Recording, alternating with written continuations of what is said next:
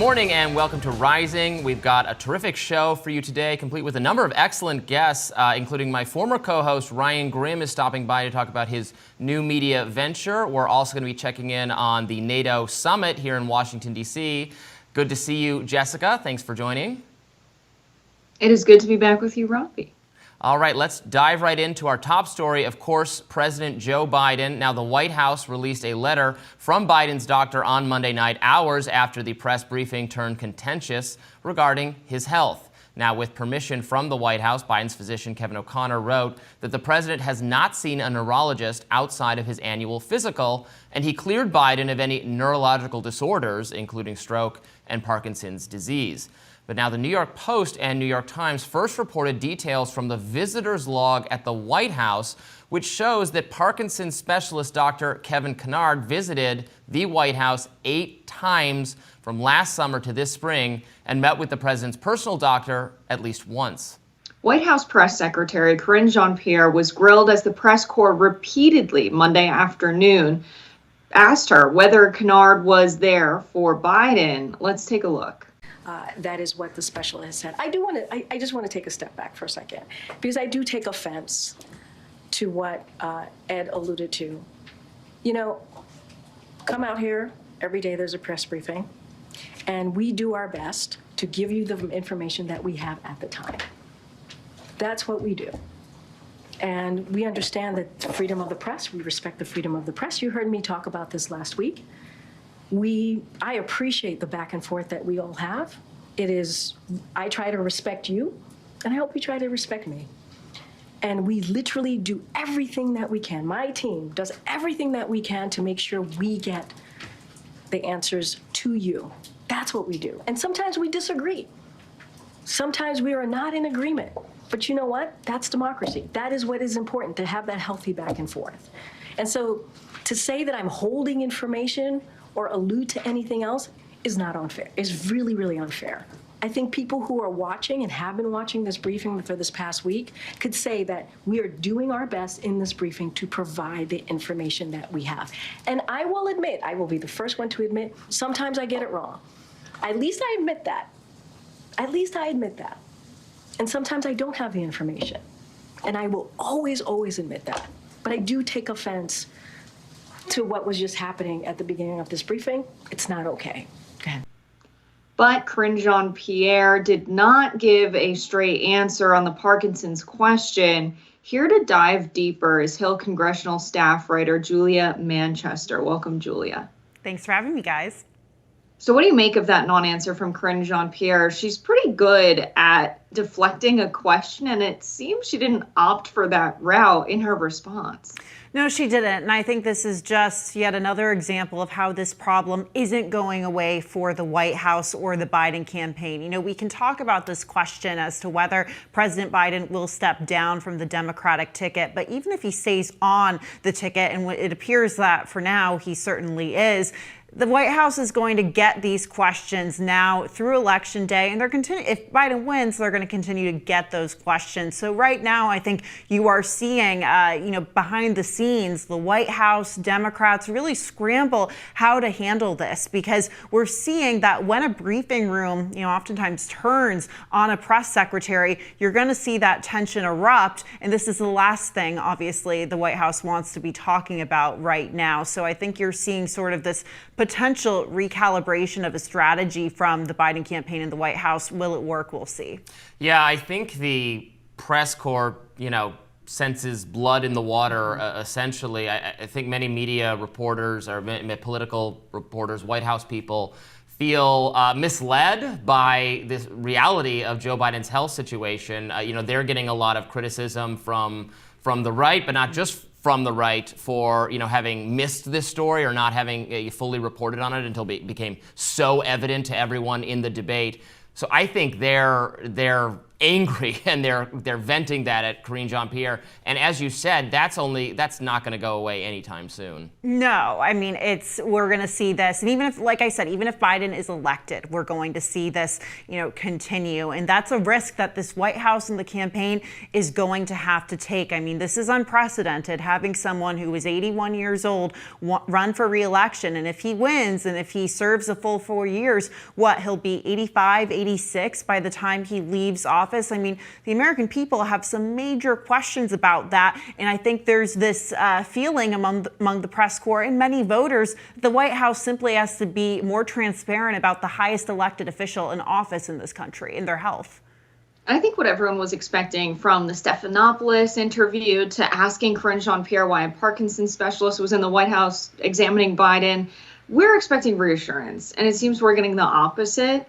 And Biden's response has been that it's the elites in the party that want to push him out. This is something that struck me when I heard it. What do you make of that response to people getting more aggravated that what was told to them that's supposed to quell their discontent is actually making it worse? Yeah, so two things there. First of all, it's a little ironic that the president is, hitting back at these so-called elites in the Democratic Party for trying to push him out, because many would argue that it was the elites that very much backed him in his primary against Bernie Sanders and, helped shore up that support during that primary in 2020. It's interesting. Robby and I were talking off camera a few minutes ago, and he made a very good point that Joe Biden does not necessarily see himself as an elite. He sees himself as scrappy Scranton Joe Biden. At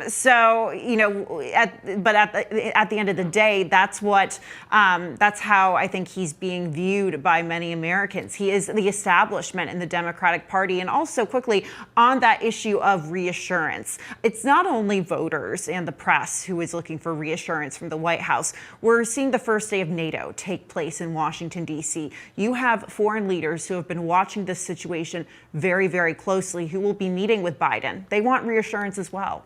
So what about congressional Democrats? Has Biden staunched the bleeding? What is going on in Washington? Are there more defections expected? Do you know anything about the conversations taking place behind closed doors? Yeah, so we actually have an interesting development this morning. New York Congressman Jerry Nadler, who just a few days ago came out against Biden, calling on him to step down from the ticket. As of this morning, he's saying that he supports the president and that the president is going to be their nominee. Now, whether that is, any sign of a shift within the conference, we'll have to see. It's a reversal from him, though, right? It's a reversal. It's a reversal, and Jerry Nadler is a major player, so that's something we should definitely keep an eye on. I think it's also notable that you have progressives like Congresswoman Alexandria Ocasio-Cortez, as well as progressive conference chair Pramila Jayapal, who are coming, to back Biden, because we've seen Biden really go head-to-head with progressives over issues where there is a generational divide.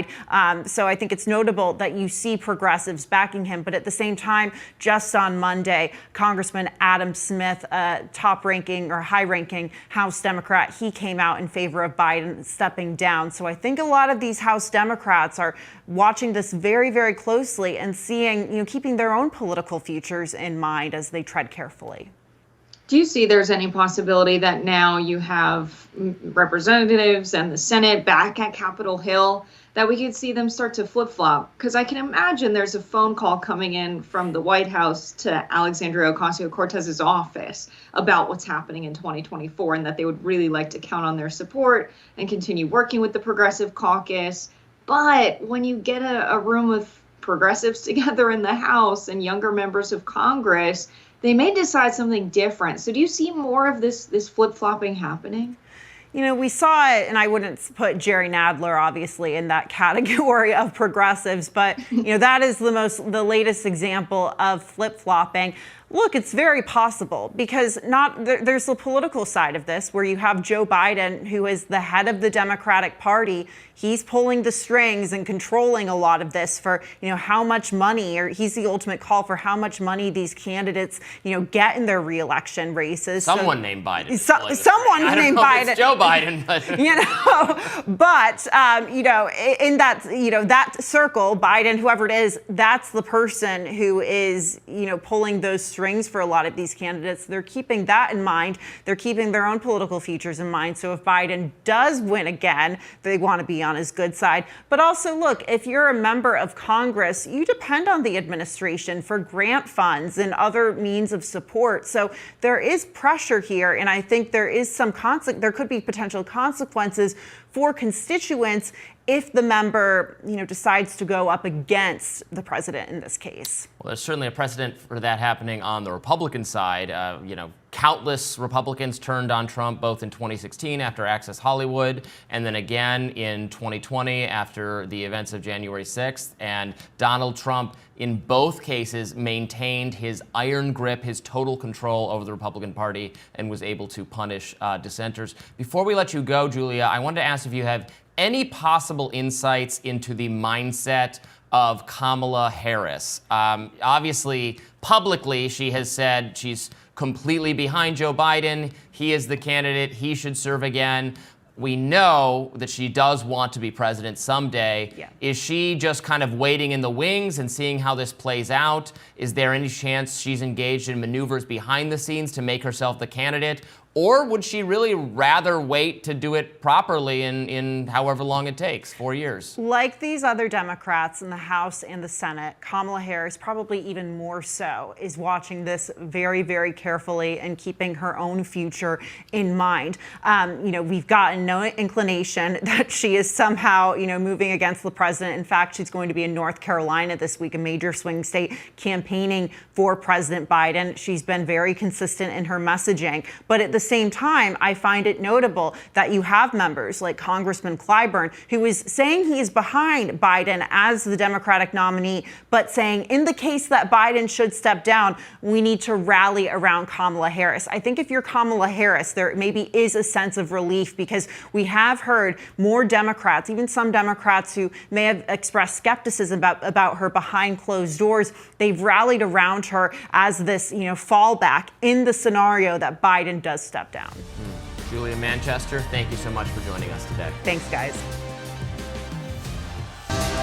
Robby, I was just kind of wondering, what's on your radar? Well, Jessica, I'd be delighted to tell you. Now, President Joe Biden sent a defiant letter to congressional Democrats on Monday morning, stating unequivocally, I am firmly committed to staying in this race. Now, this follows his Friday interview with ABC's George Stephanopoulos, in which he said it would take a literal act of God to force him off the 2024 Democratic presidential ticket. He said, quote, if the Lord Almighty came down and said, Joe, get out of the race, I'd get out of the race. The Lord Almighty's not coming down. Now, that interview failed to reassure many Democrats that Biden has the stamina to defeat Donald Trump in November, or even that he is cognitively fit to serve as president for another term. But make no mistake, he has every intention of continuing his campaign. Moreover, it is extraordinarily unlikely that he will be forced off the ticket. And pundits who expect Biden to ultimately bow out glossing over some hard truths about power and politics that we're about to get into, namely that Biden wants to be president again. Sounds obvious, but maybe it's not to some people. Now, at this moment, the prevailing wisdom in Washington, D.C. is that Biden's immediate fate is uncertain at best. A previously neutral to supportive political media has turned on him completely, in part due to a toxic combination of betrayal. Reporters feel duped by the White House about the extent of his impairments, and also despair over his dwindling re-election odds. Now, countless mainstream news organizations are calling for him to drop out. Some congressional Democrats have endorsed these calls, and Democratic leaders on Capitol Hill are currently meeting to discuss Biden's future. Major donors want him gone. Even Hollywood is out. These defections are impacting the betting markets. On Predict It, Biden went from having about an 80% chance of being the nominee on July 1st to just 40% a week later. Over the weekend, New York Times columnist Ross Douthat made the case that not only should Biden drop out, he is likely to do so eventually. He wrote, quote, I think Biden will bow out, his current protestations notwithstanding. The columnist does make note of the major counterexample, Donald Trump, who himself faced open revolt against his candidacy in 2016 following the Access Hollywood tape, which led Republicans, including the two most recent Republican presidential nominees at the time, Mitt Romney and John McCain, called on Trump to quit the race. But Trump defied them all, and he remained the nominee, and then even won the presidency for good measure.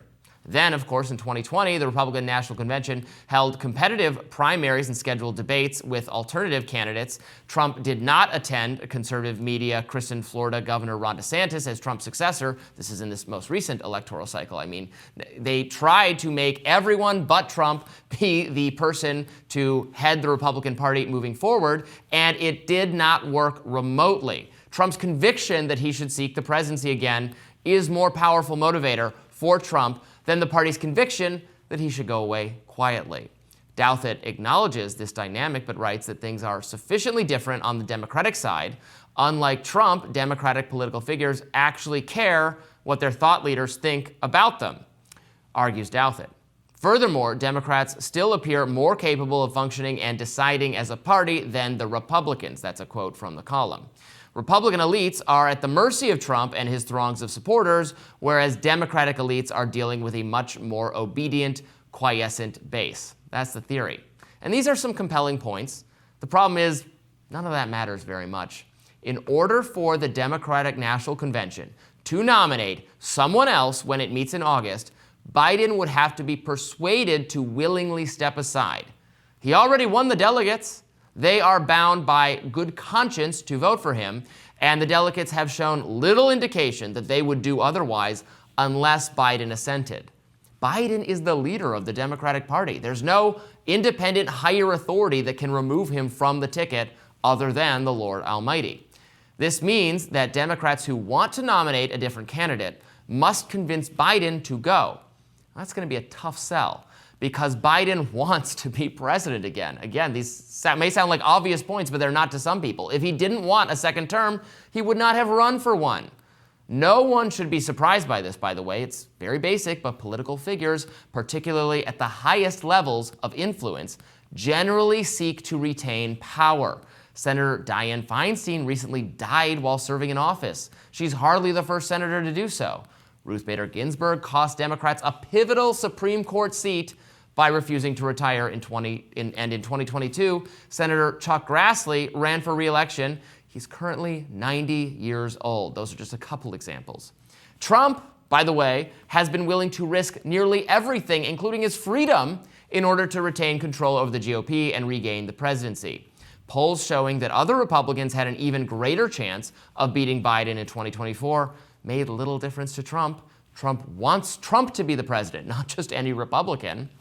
Now, perhaps Biden is not so self-centered and would, at some point, put the good of the party, his party, over his own ambitions. I think that's at least possible if Biden were convinced he had no shot at beating Trump and some charismatic Democratic rival had a really good chance at beating Trump. Biden might be persuaded to step aside. Sure, those conditions have not been met, and they are not anywhere close to being met. According to recent polls, Biden is likely to lose to Trump, but his only plausible replacement, Vice President Kamala Harris, fares only slightly better. A CNN poll has Biden 6 points behind Trump and Harris 2 points behind Trump. Now, to be clear, this could be a meaningful difference if you're the Democratic Party and your only goal is to maximize your odds of beating Trump.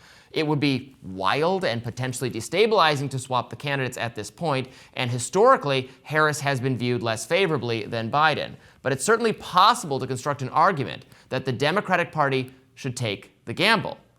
Biden is not the Democratic Party, however. If he drops out, he reduces his own odds of being the president again to approximately zero.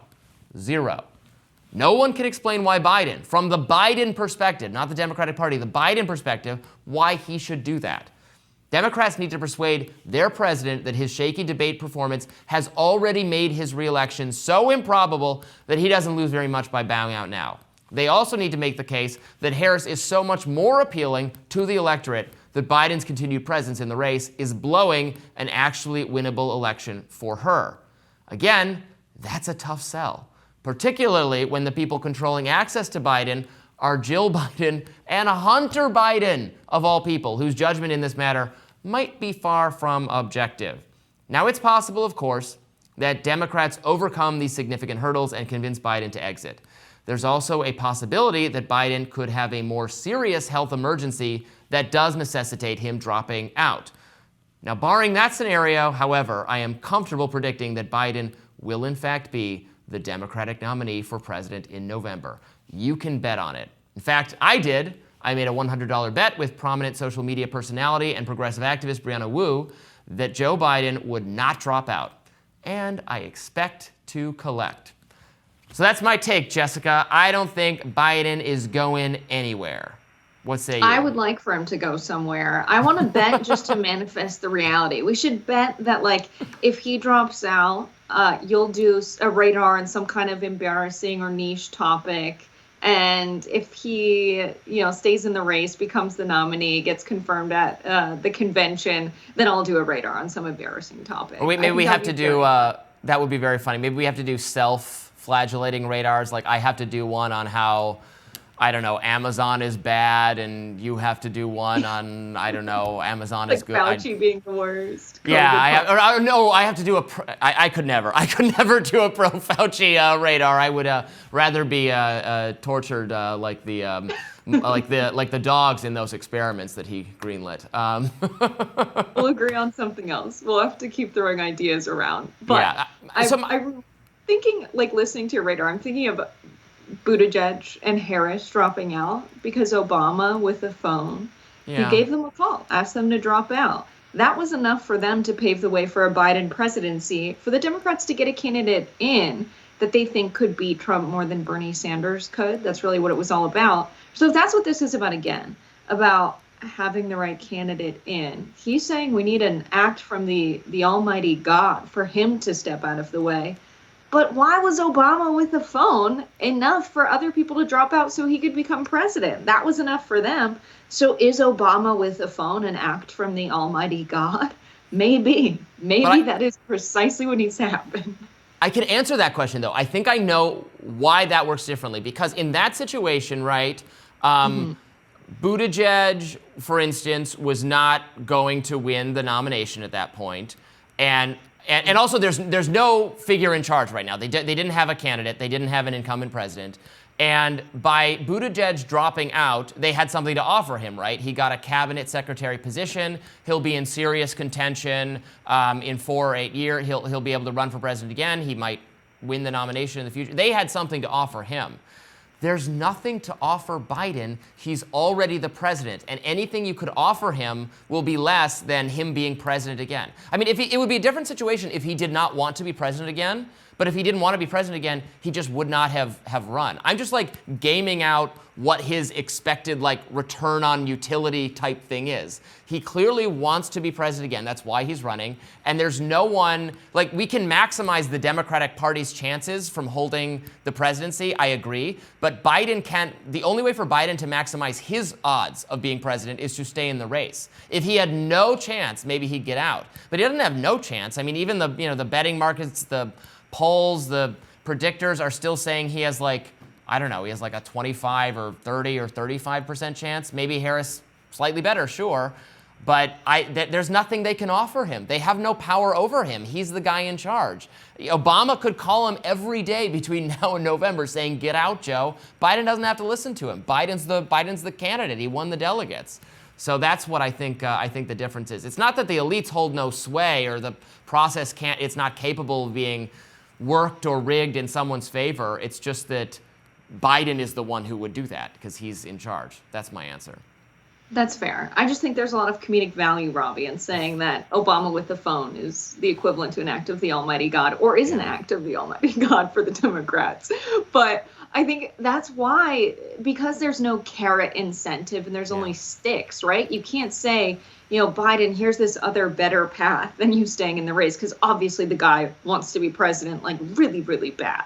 So it has to be the stick option. It has to be that if you continue running, we're going to make this really embarrassing and bad for you. And you're going to get attack ads from people on your own team that potentially know what hurts the most. I can imagine some kind of ad run against Biden that's about him saying the red line would be a ground invasion in Rafah, and then detailing what happened in Rafah. Children being absolutely maimed, and then asking, should this be the leader of the free world? And then cutting to him fumbling over himself on the debate stage. Like, there's so much material there to absolutely embarrass Joe Biden.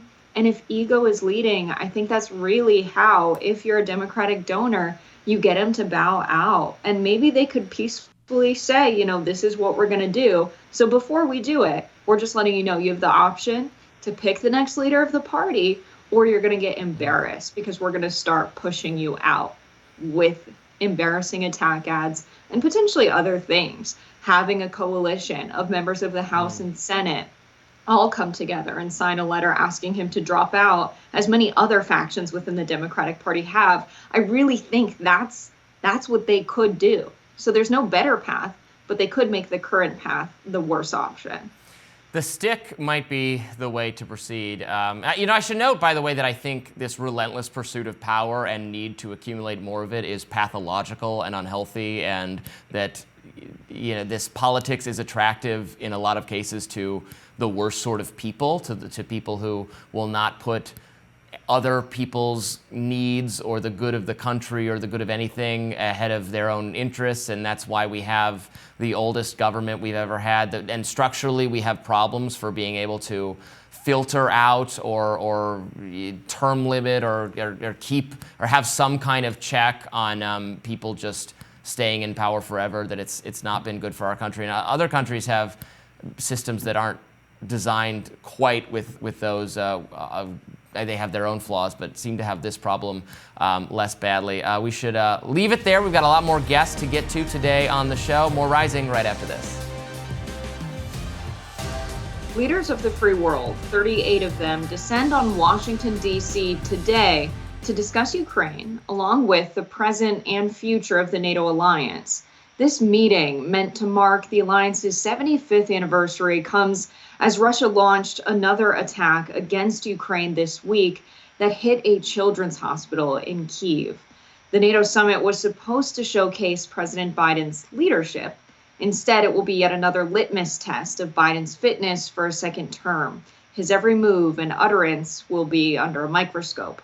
Here to discuss what is at stake and what should be at stake is veteran Jason Beardsley, director of Veterans Initiatives at Stand Together, an organization that unites change makers to figure out solutions for the world's most pressing issues. Thank you for being with us, Jason. Great to be here. Thank you. It seems that one of the world's most pressing issues is the president's cognitive health. What's your perspective on how this meeting of world leaders is going to be impacted by the president's current cognitive state and all of the talk about his debate performance? Well, I think there's a lot of politics that will go into answering that. We're more interested in the policy issues that are behind this. NATO is coming into its 75th year, as you pointed out, Jess, and that marks a particular point in time. It's the right time for policymakers and administrations, whether they be the leaders or those that are the staffs or the ones that are running this, to ask the hard questions with this in mind. Is NATO as effective as it can be, and is it in the right disposition? It starts out as a defensive treaty alliance. Here we are at 75 years. And we're really talking about, as you positioned earlier, some of the aggressive acts that Putin has made and whether there's a counter to that.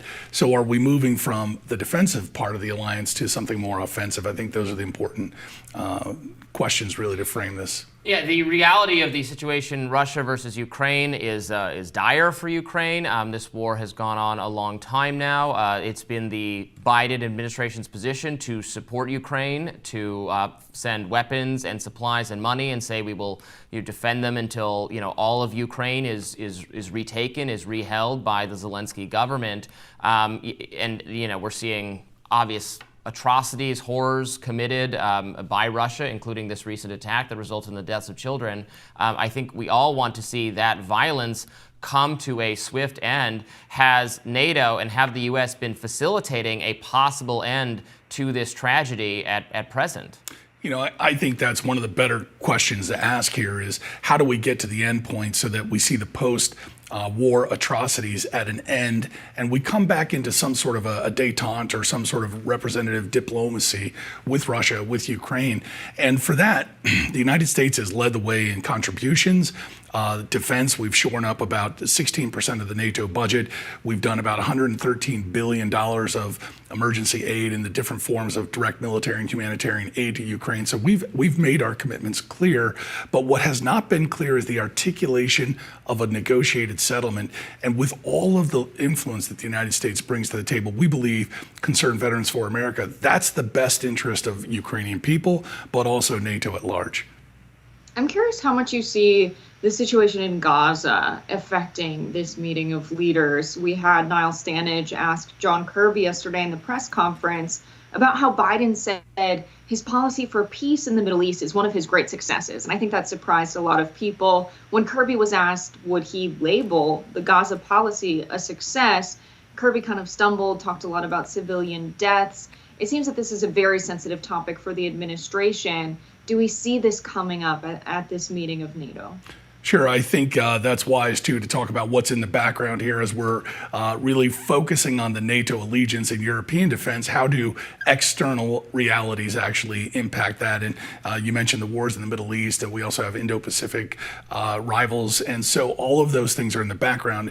That's one of the reasons Concerned Veterans for America is more, let's say, advocating for a strong European alliance, because the stronger the European allies are, 32 countries that can share the burden of defense equitably, the stronger they are, and the less the United States has to bear that burden, the more we can impact other regions. So does it affect us? Absolutely. It's in the background. It's going to be part of the discussion. But there again, that makes the point that we ought to be asking commitment from our European allies. Yeah, when you talk to many Americans, regardless of their political stances on other issues, if they're Republican or Democrat, so many Americans take the view that the U.S. government is over-involved in world affairs, in other governments, in conflicts in Europe, in the Middle East, and elsewhere, that our tax dollars are being spent on these conflicts, and that being invested in them is not doing a lot of good for U.S. security or for, frankly, improving the situation in those regional conflicts.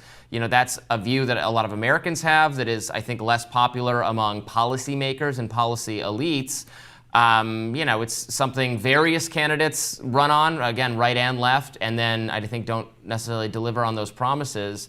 Given the populist mood, the anti-elite mood in not just the U.S. but in Europe, where we're seeing an anti-incumbency streak. In some cases, it's benefiting the right. In some cases, it's benefiting the left. But there's a lot of frustration, I think, with business as usual, and business as usual has been involvement and interventionism. Is there any pressure being put on world leaders to, I guess, to not do business as usual? Well, I really appreciate that, because there is a growing consensus, both with the citizenry in the heartland of America, but also with some of our representatives in the lawmaker strata, that what we've done in the past is not working, whether it's the endless war campaigns of Iraq and Afghanistan, and again, veterans like myself who have watched the policymakers commit us to years and years and years of spending, and profligate spending at that, without having a clear objective at the end, and then walking away watching the disasters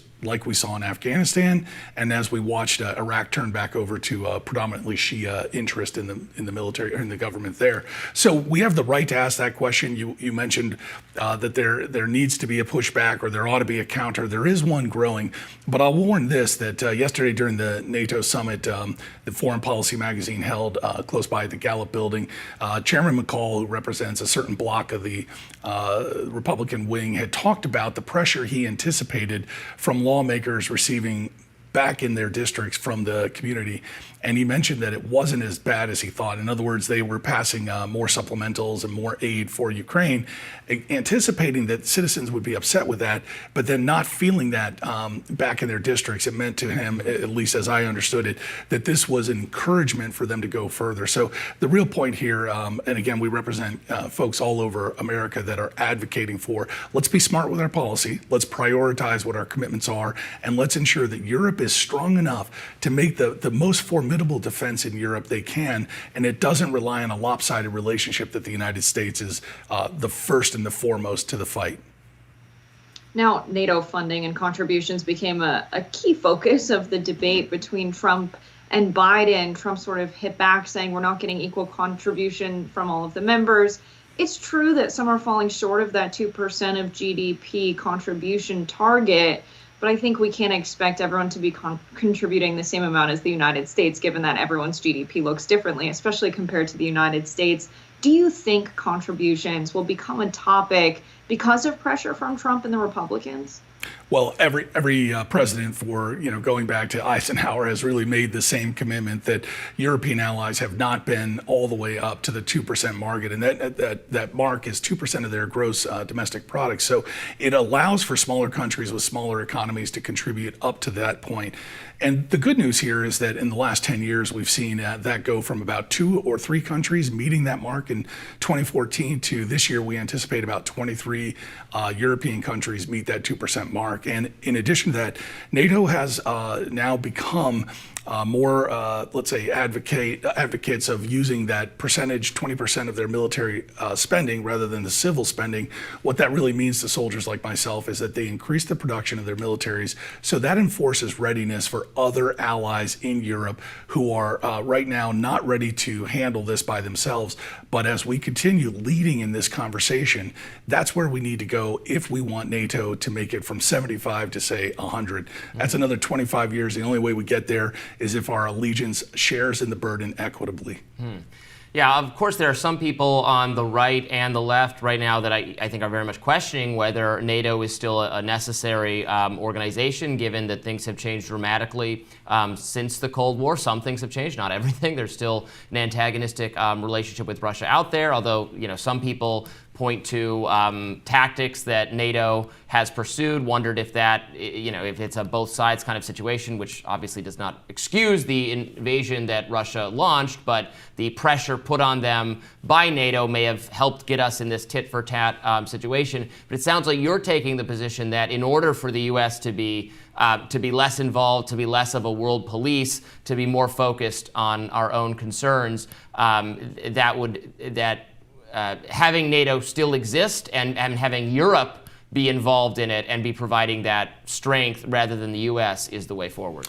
Yeah, in fact, you bring up some great points. One about how NATO has potentially impacted this, and we can look at the current CIA director, William Burns, who mentioned during the 2008 summit that having NATO expanded to Ukraine would be a red line for Putin.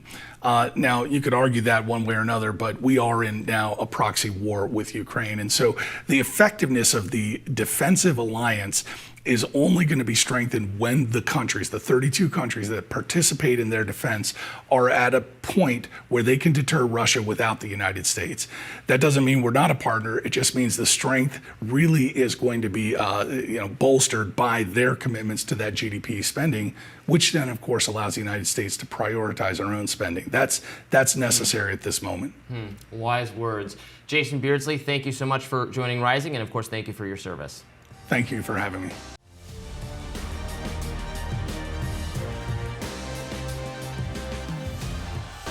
The media smearing RFK Jr. It certainly turned its gaze on the independent presidential candidate in the wake of Biden's disastrous debate performance and Trump's felony convictions. That must mean only one thing: he's doing well enough to warrant their attention and their fear. In one article, Vanity Fair published a picture of him posing with, and this is disgusting, the barbecued remains of what they suggested was a dog. Now, RFK since denied that claim that it was a dog. Let's watch. Now, that is a real photo. It's of me at a campfire in Patagonia on the Fulaifu River eating a goat, which is what we eat down there. RFK Jr. then mocked the news cycle, posting this video on Twitter. You know what I'm doing? I'm making steak and chicken for the dogs. I don't normally do this. And ever since that guy wrote the article about me saying I ate a dog, it hasn't been the same. Now I gotta work my way back into their good graces.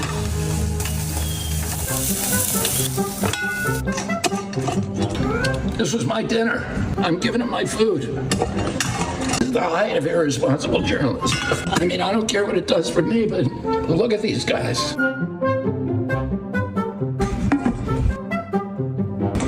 These guys will believe in anything they hear on the news. Yeah, Daddy would never do something like that. It was a goat. The Vanity Fair article also featured a former babysitter of RFK Jr.'s who said he sexually assaulted her in his kitchen. Responding to a quote about the allegation, RFK Jr. said he was, quote, not a church boy, he had a, quote, rambunctious youth and that Vanity Fair is recycling 30-year-old stories. But then, when directly asked whether he denied the sexual assault, he said, "I'm not going to comment on it." Vanity Fair also alleged when RFK was known to send images of himself nude or of nude women to his friends while he was married to his second wife. But that's not all. RFK made headlines all over again with a tweet about 9/11 over the weekend. RFK Jr. wrote, quote, "My take on 9/11. It's hard to tell what is a conspiracy theory and what isn't, but conspiracy theories flourish when the government routinely lies to the public. As president, I won't take sides on 9/11 or any of the other debates, but what I can promise is that I will open the files and usher in a new era of transparency." In a recent New York Times Siena poll, RFK Jr. earned 8% of the vote compared to Trump with 42% and Biden with 37%. The bad news cycle had come after his bad press back in May, where the New York Times and others published a story about how doctors once found a dead worm in RFK Jr.'s brain. So I'm dying to know RFK Jr.'s take on 9/11, pro or against. I think we all are. But that was not. I think that was not worded the best. Right? It's okay to take sides on 9/11. It's okay to have a pretty firm moral commitment there. His point that we don't necessarily know what's true. I mean, that there certainly are conspiracy theories about 9/11, but also we were misled about the extent of Saudi involvement, and time again, as it turns out, with national security subjects, we can't trust our own government, and I agree with the idea that we should have greater transparency around these and other topics. So I didn't think that was the tweet should have just been worded differently on the taking sides on 9/11 part of it. But I didn't see anything particularly wrong with that sentiment, nor do I care about the goat that he ate. I thought his response video there was pretty funny. Now, in this Vanity Fair article, there are obviously more serious accusations of sexual harassment and misconduct that he has sort of responded to by saying, that he does have troubled past. He's been very frank about his drug abuse, drug addiction that he's struggled with. My standpoint on a lot of these kinds of things is I don't really know that it's possible or worthwhile to adjudicate disputes or misconduct that goes back, 20 or 30 years. That's kind of my standard across the board. If people feel differently and think that's not a reason to vote for him, that is, of course, your right to think that. At the same time, if you're really hung up on that, I have bad news for you about both Trump and Biden's personal behavior and the accusations against them, which are, in both cases, worse. It's focused on Trump an awful lot, and understandably, but of course there has been reporting on the people who have accused Biden of various levels of discomfort, and then also sexual misconduct. Again, going back so far that I don't think it can be properly adjudicated, and if you were to say to me, while I respect women and think they should come forward and they should be heard and listened to and they should not be discounted, at the same time, there is no, what is the evidentiary standard for deciding this kind of thing now, and this is not a reason not to vote for someone. I respect that, and it should just be applied across the board, I think, in all three cases, really. Right. If you're not voting for RFK Jr. because of the sexual assault allegations, you probably shouldn't cast a ballot for Trump or Biden either. It's sad that everyone we have to pick from is someone with a past like that, but a lot of folks have responded to this recent smear campaign against RFK Jr. and have said, well, this means he's a real contender now. That when you're really a contender for president, people are going to write articles like this about you, and this is his ushering in. So maybe, 10 slanderous articles in Vanity Fair, the New York Post, and op-ed columns of the Times and the Post. Now you can be on the debate stage. I think they should adjust the criteria to instead how many slanderous articles are written about you. I do find there to be some truth to that, Robby, that if you have slanderous articles written about you, if people are digging up dirt from your past, it's because you're a real threat. You're a real contender. Yeah, and also from the media's perspective, the threat that RFK Jr. represents is, I think in some ways they're getting it wrong. And that Vanity Fair article was was very. It was panicky in kind of spirit and vibe about the effect RFK Jr. is having on the country. It goes into, again, it foregrounds how against him running his family is. This is a conversation subject that the mainstream media has been really invested in. How could he run even though his family doesn't agree with him? That I don't understand why that matters at all. Most Americans have, maybe just it's people in the media are the only people who don't have differences of opinion with their families, because elite media people it's nepotism and they all agree on elite liberal progressivism. Everywhere else, people have political disagreements with their families all the time, and it shouldn't be weird that the situation he's in, where many other members of his family don't agree with his candidacy. So to keep hitting that has always been odd to me. But so there's a level of panic in the Vanity Fair article about him when, as we've seen, even though when we've seen from the polling is that he takes some votes from Biden, he takes some votes from Trump, he takes some votes probably from the Libertarian candidate and maybe some other independent candidates. He takes votes from people, takes is the wrong word, earns the votes of people who wouldn't have been voting otherwise.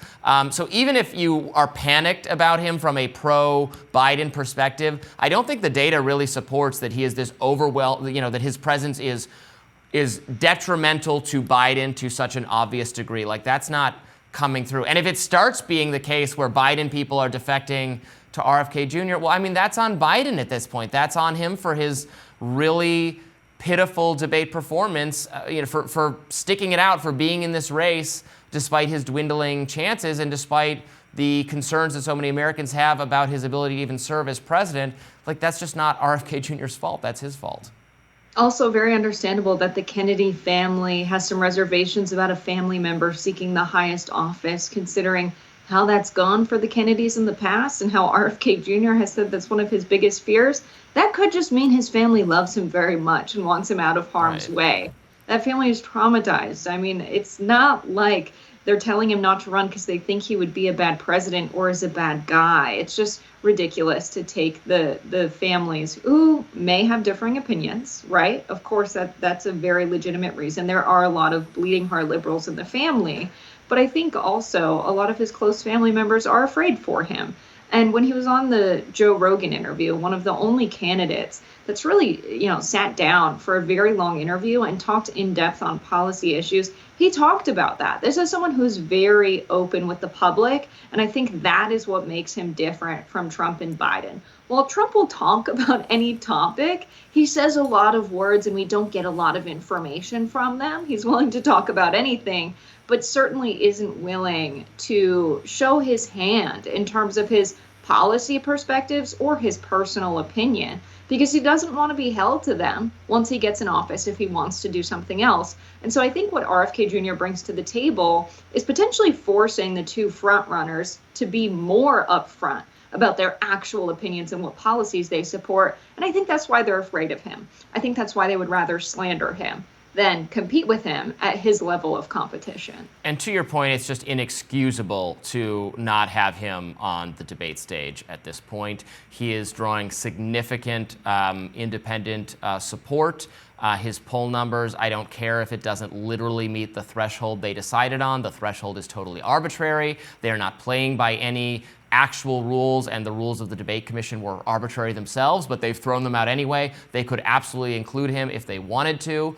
Joe Biden and Donald Trump can both whine about it, but there is no excuse for shielding the American people from a major candidate, especially in this moment we're in, with widespread dissatisfaction with Donald Trump for a variety of reasons, including his behavior after he lost the last election. He's been criminally convicted and is facing more issues. Obviously, people can have a variety of opinions about whether those kinds of criminal actions being brought against him have validity or are fair, but Trump is himself a very controversial figure who is beloved by many in the Republican Party, but is unpopular in a lot of other corners of the country. Biden, same deal. I don't know that he's especially worshipped or beloved by any contingent, but did win the last election, and many Democrats have questions about whether he can serve again,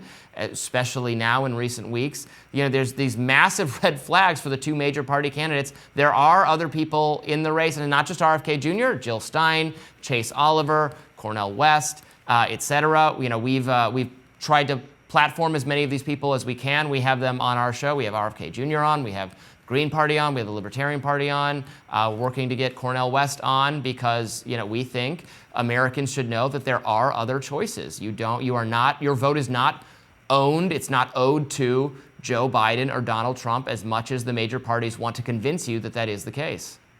We take so much for granted in the presidential election process, especially the fact that we expect the debates to be among the front runners. And we don't even question the fact that the media doesn't do something like, all right, we're going to have a full House debate of all of the major candidates for the existing political parties in the United States. People who are polling at 6%, 4%, 8%, that's still millions of people in the United States of America, tens of millions of people. And so we'll do a full House debate with all of the candidates and also do a debate of just the two main frontrunners. That's fine. Why don't we do that? And once you realize that we just take it for granted that they choose the two major candidates of the establishment parties, you kind of question it. Why don't we do that? Why doesn't the media do it? And it's because they have a vested interest in maintaining the uniparty that protects their interests. But I think we need to get to a place where people demand that from the media and they don't accept that the media is just favoring the two major parties. And I think we're really either at that point or getting very close to that point. And people are really, voting with their views. We've seen major channels like CNN have increasingly less views, 27% less over the last year. And so as people start to question media outlets that just make decisions in the direction of corporate interests, they're starting to not watch them. They're starting to trust, news sources that will actually entertain the independent candidates that are running that aren't getting airtime elsewhere. Stick with us. More Rising right after this. The Heritage Foundation, a conservative think tank, sponsored a commission on China and COVID-19, releasing a report on Monday asserting that China's government must be held accountable for the pandemic, which cost 28 million lives, more than that. The commission was formed to review the origins of COVID-19. A contributor to the report, Jamie Metzel, wrote on X, "We assert that China's government is primarily responsible for COVID-19 and liable for $18 trillion in damages to the United States. We also lay out a very specific and highly realizable plan for holding China to account. I'm already in touch with members of Congress about potential implementing legislation. China's 4.5 years of impunity for COVID-19 will likely soon come to an end." This stance has been under criticism that singling out China has spurred racism and racist reactions. Author of the new book, Superconvergence: How the Genetics, Biotech, and AI Revolutions Will Transform Our Lives, Work, and World, Jamie Metzel joins us now to discuss. Thanks for coming on, Jamie. Really want to get into this. So, Jamie, help us understand precisely how the Chinese government is responsible for COVID origins. Do you tie this to the Wuhan Institutes of Virology? Help us understand precisely how you pin China or the Chinese government as the culprit. So there are two separate and separable issues. The first is, how did the initial spillover jump to humans? And on that, our commission, and I was a commissioner, I'm a Democrat, but our commissioners included Democrats and Republicans, high-level former officials from both parties. Our unanimous view was that the most likely cause of the initial spillover was a research-related incident in Wuhan. But regardless of how that initial spillover may have happened, China also carried out a massive cover-up, particularly in those critical first weeks and months, that basically denied China and the world the tools that would have made it possible to prevent the entire pandemic. And that involved destroying samples, hiding records, imprisoning Chinese journalists, establishing a gag order on Chinese scientists, blocking any meaningful international investigation, lying to the international community about human-to-human transmission, not sharing the genome sequencing information about the virus. And these behaviors played a very essential role in bringing us the entire pandemic. So this was a political pandemic, but for the unique pathologies of the Chinese state, there are very, very likely would have been no pandemic at all. And so that is the very strong determination of our commission. We did a calculation of total cost. So there were over 28 million deaths globally, excess deaths, over 1 million excess deaths in the United States. And the economic cost to the United States alone, we estimate at about $18 trillion. And if China is given a pass, then we can expect even worse behavior next time. And that's what happened with the first SARS 20 years ago. China really screwed up. It wasn't held accountable. And now we have SARS-2. And if we don't hold China accountable and establish new standards, we're going to get SARS-3 or something else, and it's going to be much worse than what we've seen. So now is the time when we need to take very significant steps towards greater accountability.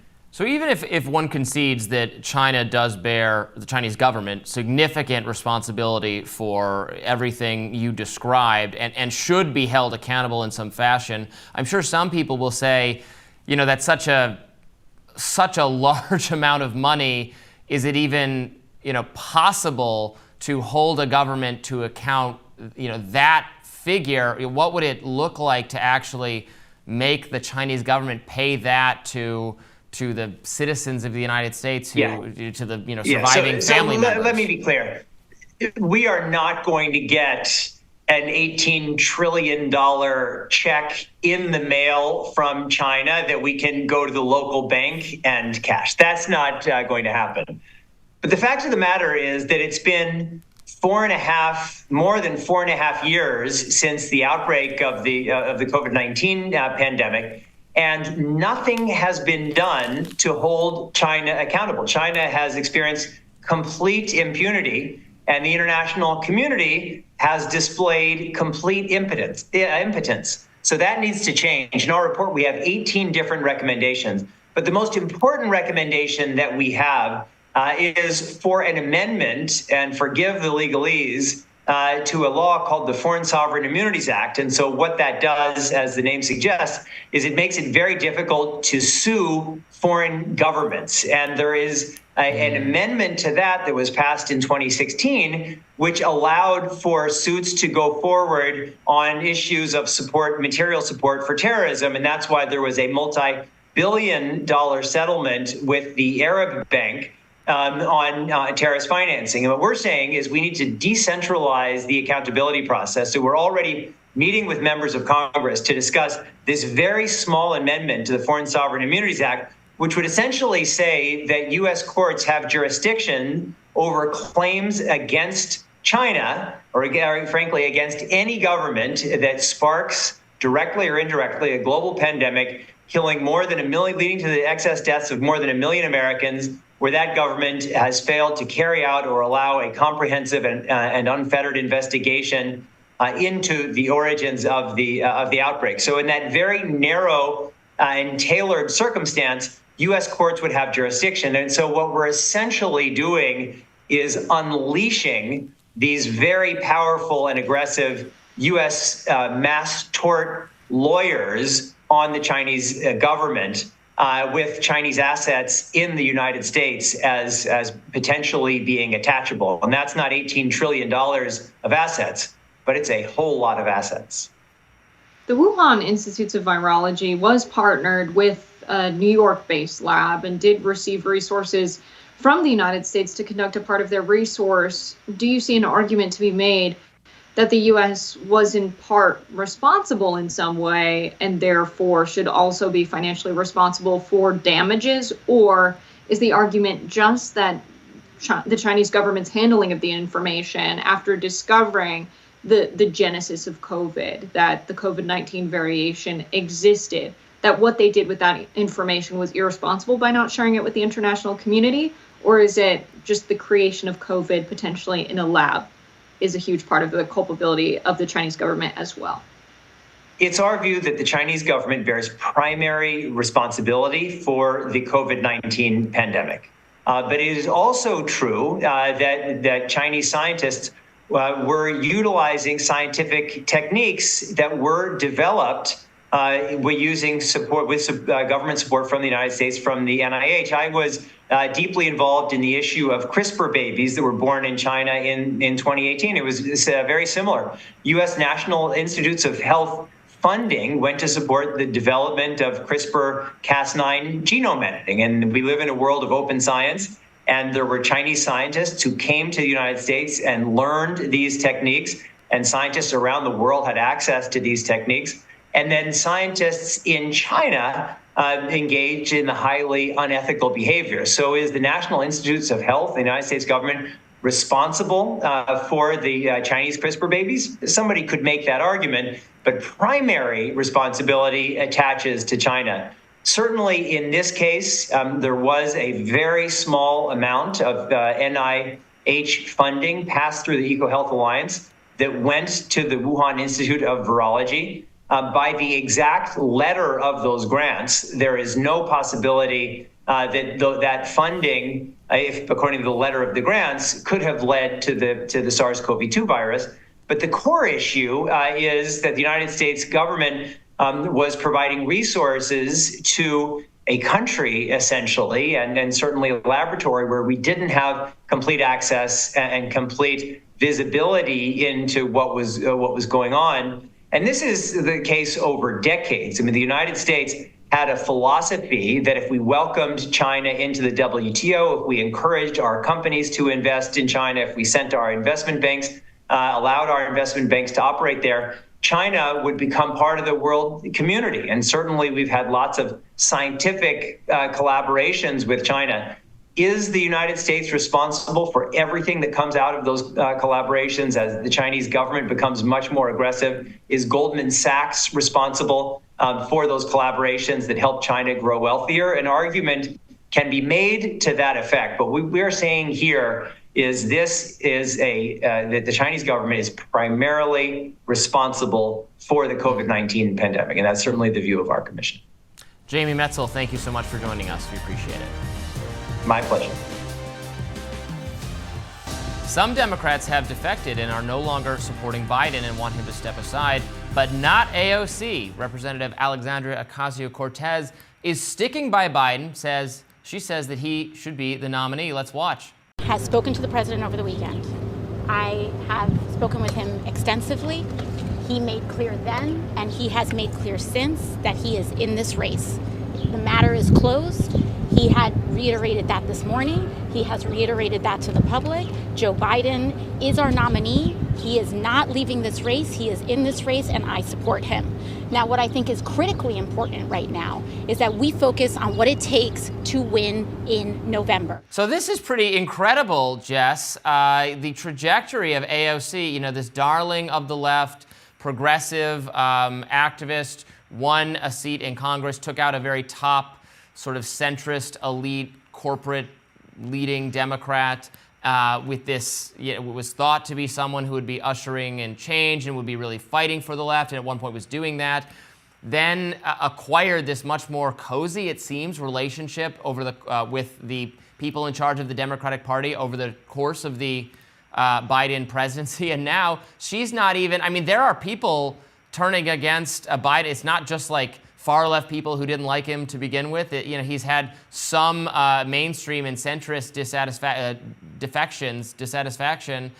AOC is not joining her voice to that, and she's not the only one. The rest of the squad, progressive members, they're not turning on Biden either. I find that very interesting. What's your take? I find that very interesting as well. When we compare the American left to the left we see in the UK, I would point to Jeremy Corbyn, because we saw Rashida Tlaib congratulating him for running as an independent. He left the Labour Party because the Labour Party was not hard enough on Israel and was supportive of Israel and was not going to recognize a Palestinian state. That is a reason that Rashida Tlaib congratulated Jeremy Corbyn and said he's a great politician because he stands with the Palestinian people. To have members of the squad say Biden's the nominee without question, when even people like James Carville are saying we need a process to replace him? Where is the squad? Where is AOC on the political spectrum? To the right of James Carville?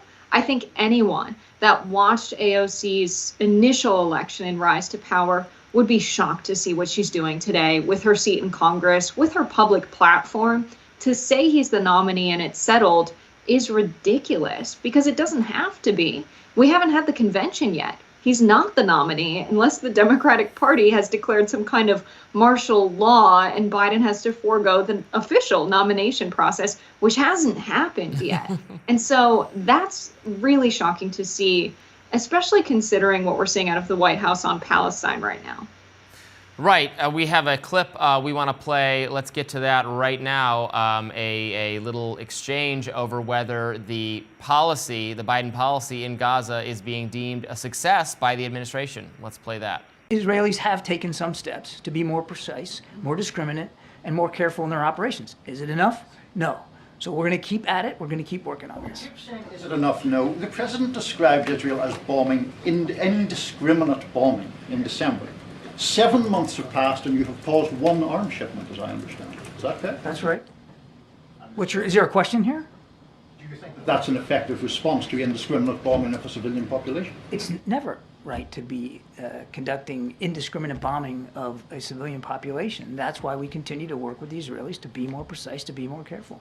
And so, Robby, I hate to talk about Niall Stanage when he's not here, but that was just a heck of a question from Niall. He does a great job in those press briefing rooms. I think that to ask if Biden saying in his interview with Stephanopoulos that his Middle East peace policy or plan is one of his greatest successes, does he believe his policy in Gaza is a success? Is there peace in Gaza?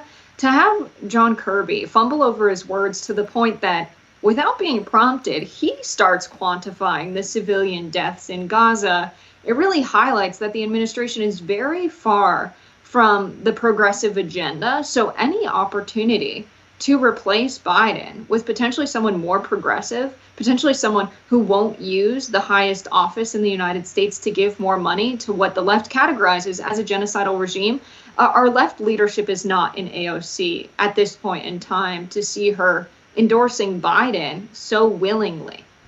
Yeah, it's really baffling because, as you point out, the progressives, the left, have been dissatisfied with Biden for a whole host of reasons. I mean, for his entire presidency, they've been dissatisfied with him. But then especially over the last couple months, given the Israel policy, Biden remaining firmly supportive of what Israel is doing in Gaza, continuing to fund and offer vocal support.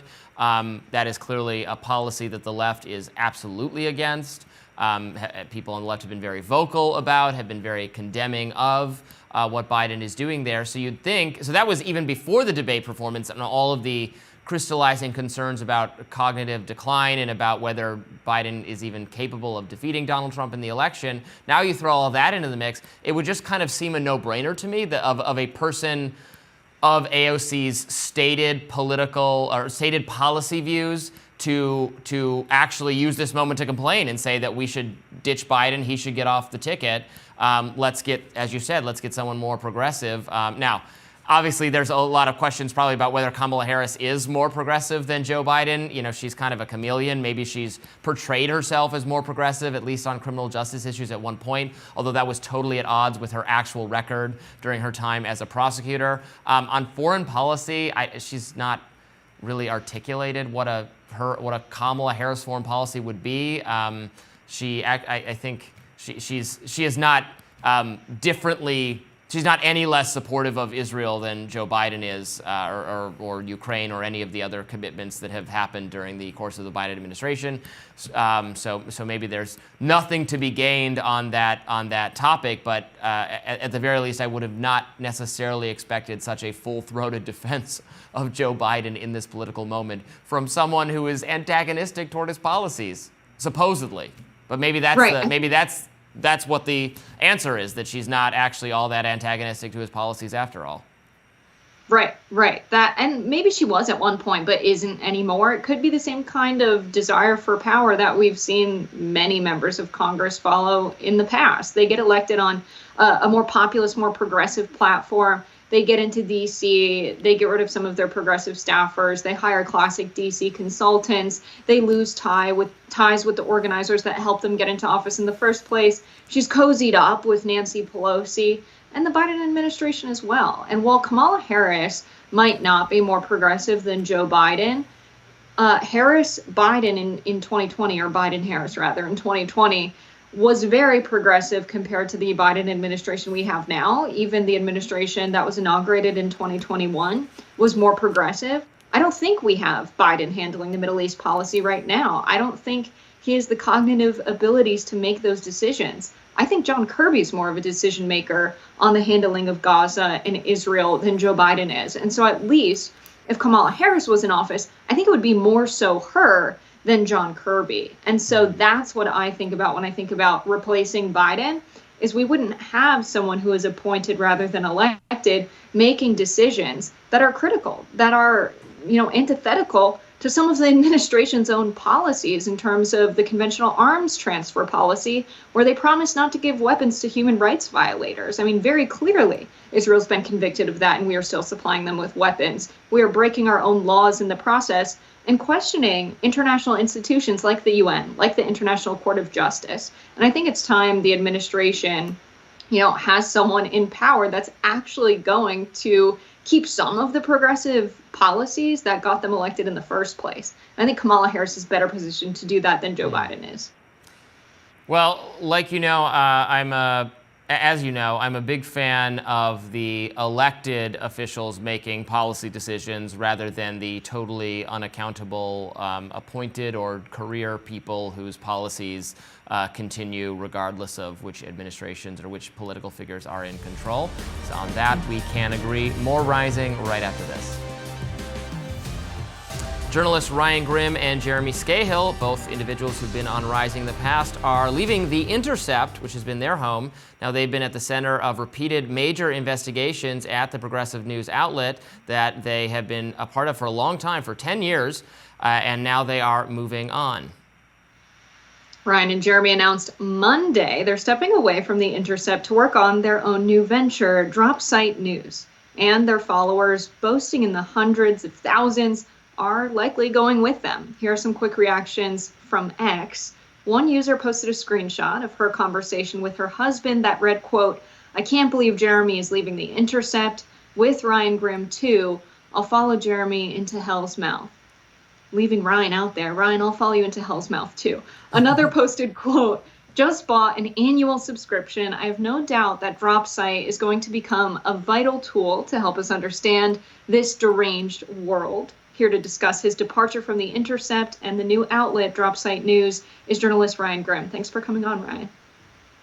Hey, thanks for having me on. And since I'm in my sales mode, I'll tell you the website is dropsitenews.com. So that's how you can find it online. I'm not sure how we're doing with the Google searching yet. It takes a little while for the robots to kind of understand that like you exist and you're a bunch of humans. But it's nice to be back here. Good to see you, Robby. Good to see you, Jessica.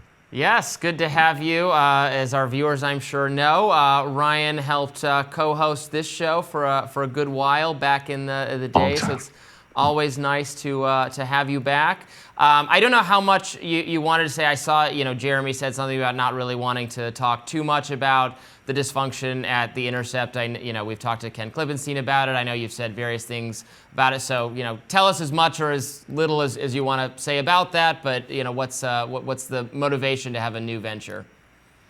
Yeah, I mean, I can say that I thought that, when I was hosting, co-hosting Rising with you, I thought I would leave The Intercept in a box. Like it was a perfect place. In so many ways, where you were left alone, you could do investigative journalism, and I hope that it thrives in that way for many years to come. But what Jeremy and I wanted to do is do something completely independent, something that was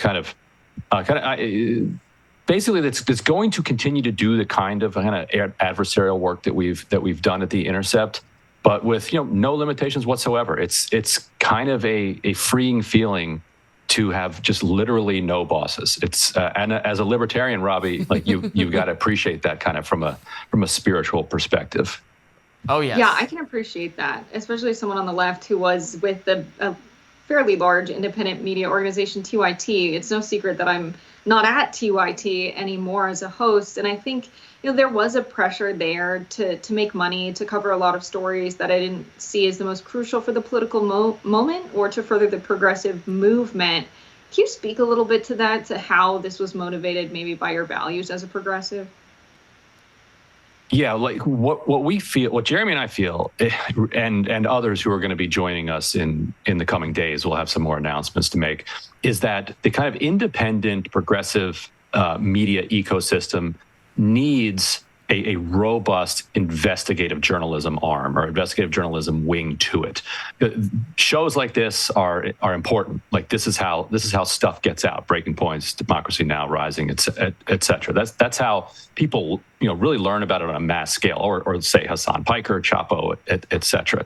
Investigative journalism might, the article that you publish, it might only get 50,000 views total, like across its entire length, but it will get talked about by the mainstream media, by cable, by independent media, and it becomes the raw material that then helps shape our conversation. And if there isn't an independent investigative news operation doing that and doing the uncomfortable stories, then all the rest of us in the kind of independent space are just left talking about the chum that the mainstream media throws out, and it's all reactive, rather than being able to kind of put forward your own information that then the mainstream media has to chew on.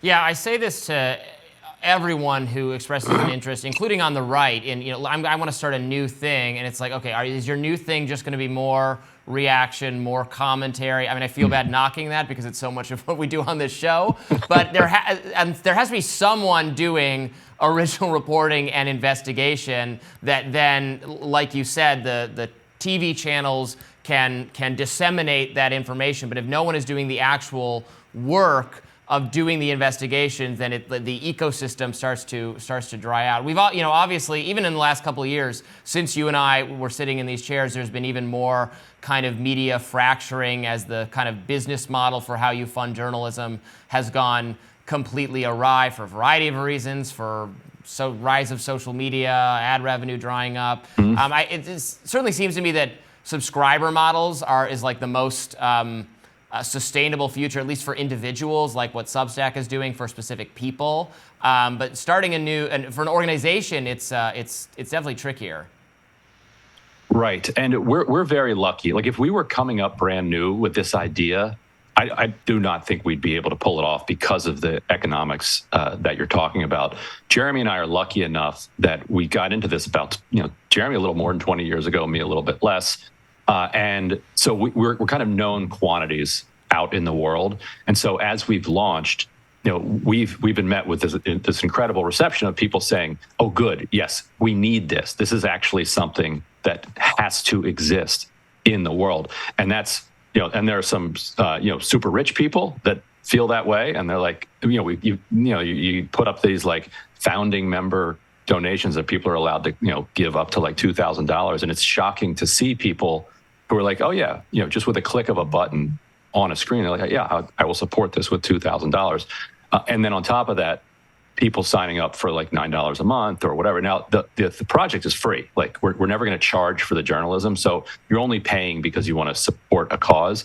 But I think because people know us already and because people believe what you said, there has to be somebody out there kind of doing the work and also doing the uncomfortable work, like the kind of pieces that we want to do, like Jeremy published today, a piece with several on-the-record interviews with Hamas officials. Like our sweet spot for a story is if it's something that A, is very important to the public, and B, might make you a little squeamish.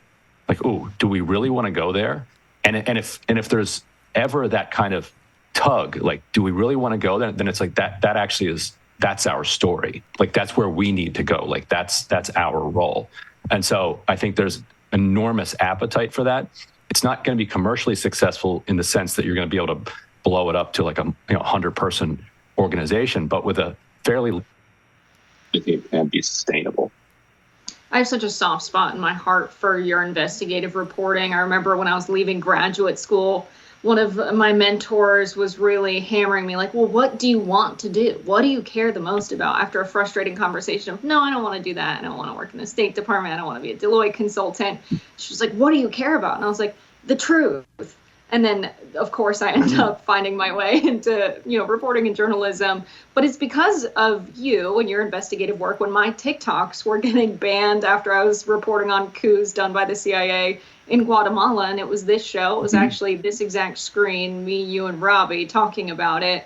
But The Intercept was always one of those places where I thought I could go for the truth. Their one main contribution was investigative reporting, and they just held an important space in left media, but in all of media for doing that good work. And I think when people saw Ken Klippenstein leave and raise some questions about what the future of The Intercept might look like, they were worried that that investigative reporting wouldn't happen. But it's good to hear. It sounds like following you and Jeremy into Drop Site won't be into hell's mouth. But I just hope that you all still have the resources to do the investigative journalism. And can you reassure some of the viewers that that work will still be going on between you and Jeremy?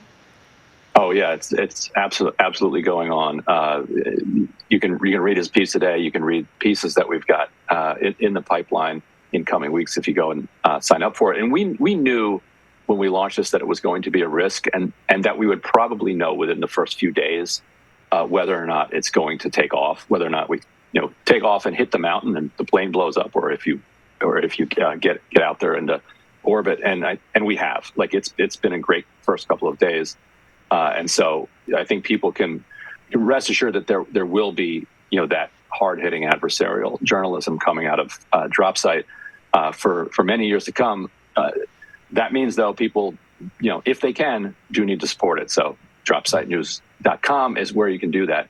And also, I appreciate you guys having me on to talk about it, too. Yeah. And before we let you go, since you're a political pundit commentator, too, I got to get your quick take on what's going on with everything in Biden world. I'm Yes. so confident he's not dropping out, that no one can make him, and he is desperate to cling to power. I've started making, bets. I did a whole radar on it today. I don't think he's going anywhere. What do you say? What I love is that the first two interviews that we did at Drop Site were with Hamas officials on the one hand and Dimitri Melhorn on the other. Dimitri Melhorn, if you don't know, he's like a mega donor, mega donor, Reid Hoffman's right-hand man, one of the most influential kind of Democrats in the country. And what he told me is exactly that, that Biden believes, and that to understand Biden's mentality, and he knows Biden, to understand Biden's mentality, you have to understand that he is haunted by not running in 2016. He thinks that he was wrong to let people talk him out of it, that he would have beaten Donald Trump where Hillary Clinton lost to him. Obama and others tried to talk him out of running in 2020. Obviously, he won that one. So he thinks all of the cool kids, all of the smart people have been wrong the last two times. And so why should he listen to them this time? That interview is also over at Drop Site. And it's persuasive in the sense that I do think that is actually how Biden is thinking. And I think Biden's crazy for that analysis of 2016. Yes, I think he would have beaten Trump. But I think basically any Democrat alive would have beaten Trump except for Hillary Clinton. But that's not how Biden sees it. He sees himself as the one who saved the Democratic Party and saved the world in 2020, and he's going to do it again against the wishes of everybody. Well, Ryan Grim, it's great having you here. It makes me nostalgic for the old days, you, me, and Kim Iverson. That was some fun times. Those were the days. Thanks for stopping by. More Rising right after this. All right. The Daily Show's Jon Stewart has a message for Biden and Democrats who are pushing forward as if nothing has happened. Let's watch. Authoritarianism and Donald Trump aren't the only threats our democracy faces. An arthritic status quo, unable or unwilling to respond in any way to the concerns of voters who just received new and urgent information about their candidate, also erodes confidence and faith in the system of government. Yeah, take a listen to Stewart's ideas for Democrats. Here's an idea. idea. I'll spitball it. It's last minute. But why don't we try and get all the Democrats together in, I don't know, 6 weeks' time? We could get everybody to fly into some Midwestern town, maybe like one adjacent to important swing states. Let's call it Chicago. And they could spend, I don't know, 4 days there because nobody works Fridays anymore. And on Monday, anybody who wants to gives their sales pitch of how they can make democracy more responsive to the people it is supposed to serve. You could bang it out. He also suggested that there are plenty of other options for the Democratic ticket. Feel free to ignore any obvious weaknesses in your team's existential fight for freedom and democracy, and then just white-knuckle this thing till November. Or take the advice of your own candidate. Do you think there is any Democrat who could defeat Donald Trump other than you? Probably 50 of them. But Stewart's not the only one proposing open auditions for Democratic candidates. In a New York Times op-ed, James Carville, a Democratic strategist, proposes a series of town halls to nominate the next Democratic candidate. Carville writes, "I want to see the Democratic Party hold 4 historic town halls. Between now and the Democratic National Convention in August, we can recruit the 2 most obvious and qualified people in the world to facilitate the substantive discussions, Barack Obama and Bill Clinton." Carville said the 2 former presidents should pick 8 of the top contenders who choose to run, including Harris, to participate.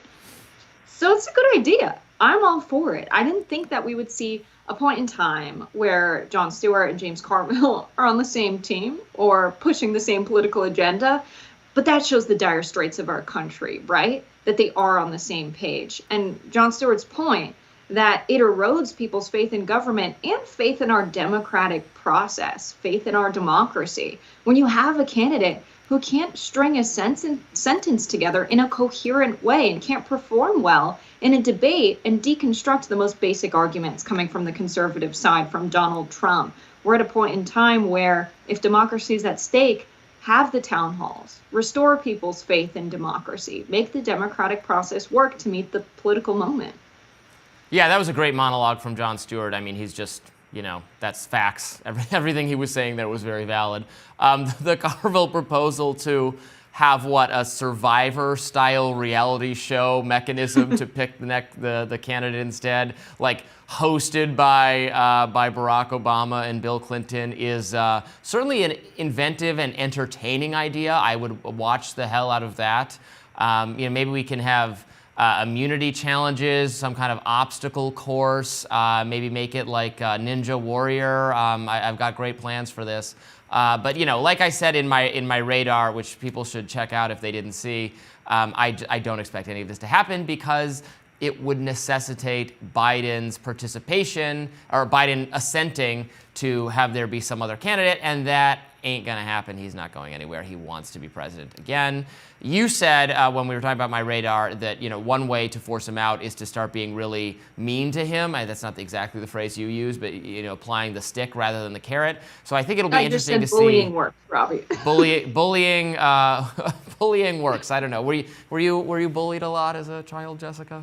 I was not. No, that's how I became so great, Robby. No. Were you the bully? Were you like? You were intimidating people? All You're rather. I would not say you're incredibly threatening in real life, given your size, but maybe you were the class bully. I do tell people on social media that I'm 6'3", but no, I definitely wasn't a bully. I got bullied a little bit, but like not so much that I'm traumatized by it. I do think it's necessary sometimes in American politics, but maybe has no place in like schools and middle school. Yeah. It was an idea I had that I posted on TikTok. I'm not saying James Carville follows me on TikTok, but to have a reality style election of president, almost Jersey Shore style, they all stay in the same house, and America votes out the weakest link every week, and then the one remaining is the winner. And they do fun challenges like come up with a proposal to solve the healthcare crisis in America. That probably makes more sense than running an obstacle course. Yeah. Yeah. It's a little bit more relevant.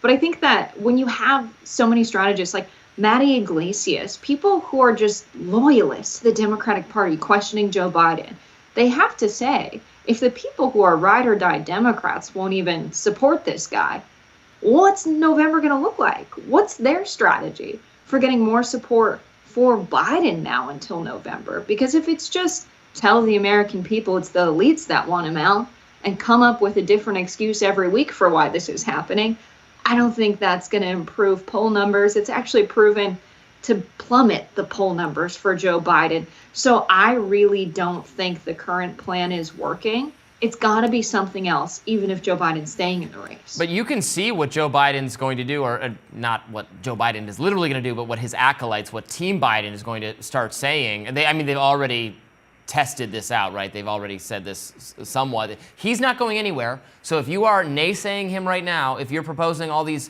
alternate ideas that are never going to happen, you, fellow Democrats, you Democratic-aligned media, you James Carvilles and Jon Stewarts, you are making it so that Trump's going to be president again. You are weakening your candidate. The candidate's not going anywhere. So all of your naysaying is only doing damage. You should be standing, like this is from his perspective, right? This is what his team is going to get more defiant about this. That's my prediction.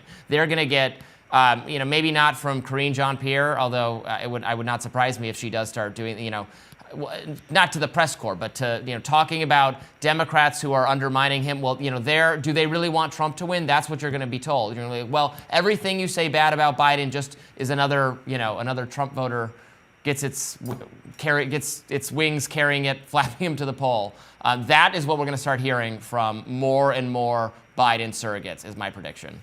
And why wasn't Biden bashing the elites when they were saying that, his Inflation Reduction Act is going to cause inflation because it's too much government spending? Where was Biden calling out the elites when they said that his plan to cancel student loan debt was something that could also skyrocket inflation and be bad for the economy in some way?